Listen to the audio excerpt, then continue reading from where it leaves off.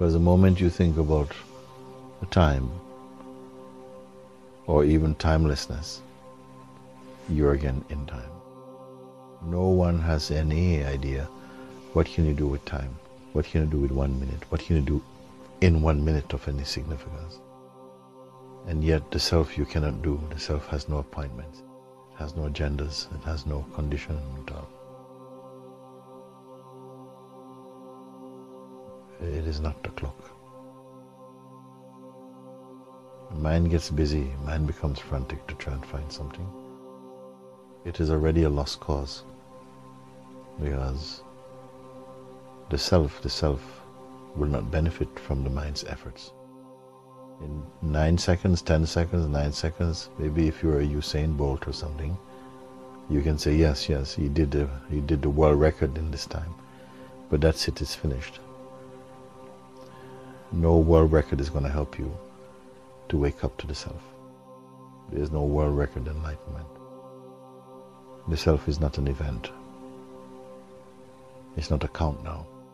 So those who have recognized this thing, they will not panic. We say they've got only 10 seconds, they are not panicking, because they have nothing to do. They know that it cannot be achieved, it cannot be, there's no rush, there's no hurry, there's no panic, there's no haste, there's no competition, there's no decisions, because they're already right where they've always been. You know, they are not a wannabe, they are not a going to be, they know that they are. And that's all this is about. Do you know where you already are? The becoming is fine, but not as good as the being. When you know you are the being, then becoming is not so, it's playful. A Buddha becomes playful. An enlightened being, an awakened being, has a playfulness about them also. It's only the mind is so serious. In fact, it's desperate. And when you're desperate, you have no fun, because you cannot be spontaneous when you're desperate. The one who takes himself to be a person and who believes in time, this one is inclined to feel bound by time and in time. But I'm reminding you now, you are the timeless self.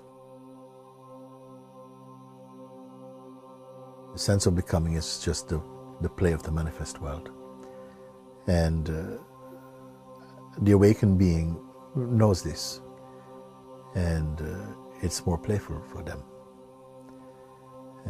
They cannot take all this seriously, because they know clearly that it is an illusion.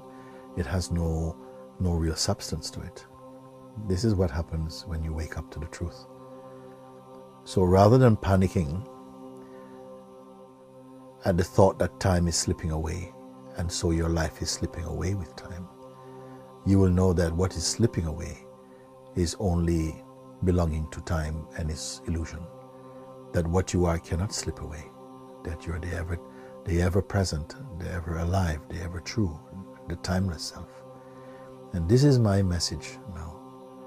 Hold to this understanding until there's no room for misunderstanding left in you, so that this life you will discover your innate freedom. So be happy.